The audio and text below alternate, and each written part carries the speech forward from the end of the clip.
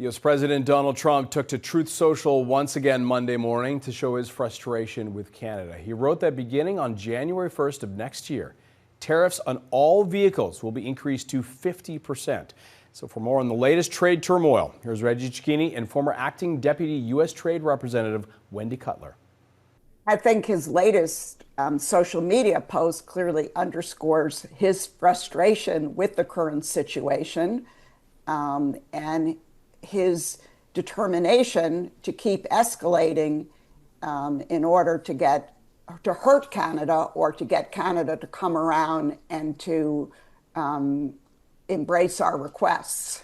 So we're in this kind of brace position now in both sides, and it's clear that tit-for-tat retaliation is going to be in place, whether it's Canada retaliating and then the U.S. retaliating, or the initial Canada retaliation for the initial U.S. tariffs. I mean, how do you see this playing out? As of this moment now, I think we're all trying to just put our seatbelts on, and the next key date will be September 8th, when Canada now has committed to put its counter retaliation in place.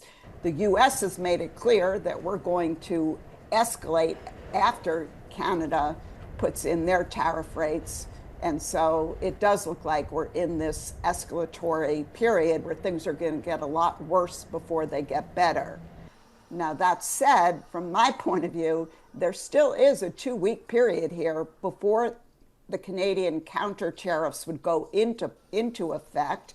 And I think that does provide a window, if indeed there is political will on both sides, to find an off-ramp. How difficult do you think those negotiations would be? I mean, the Prime Minister has said that 2 weeks is not a negotiating window per se, but obviously that leaves that open to interpretation. How difficult do you think it would be to get things over a finish line in 2 weeks based on what happened last Friday? Again, if the political will is there, I think that solutions can be reached if both sides came to the table with some flexibility. But I don't want to underestimate, this is going to be a very difficult negotiation because, importantly, there's not a lot of trust between both sides now. And, over the past year and a half, we've seen relations between the U.S. and Canada deteriorate. And if you're trying to reach a deal, it's very important that each side trusts each other. But what they could do, for example, if both sides could get back to the table, they could decide that for 90 days there'll be no tariffs and that the U.S. would suspend its tariffs and Canada would agree not to impose any counter tariffs. And that could provide a longer window for both sides to find an accommodation. Canada and China are really the only two countries here that pushed back, and they've both been called out by this administration.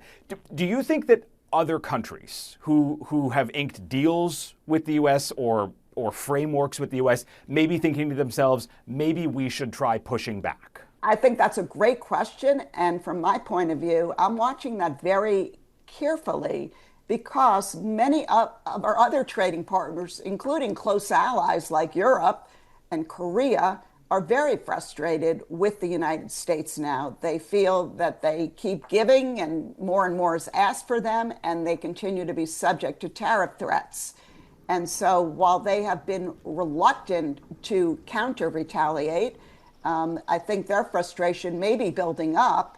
And if indeed Canada ends up in a good place with respect to coming up with a more balanced agreement with the United States, then yeah, I think that certain countries may decide that maybe it's time to take their gloves off and to be more antagonistic towards the United States and not just to accept these tariff hikes and U.S. requests on a whole host of issues.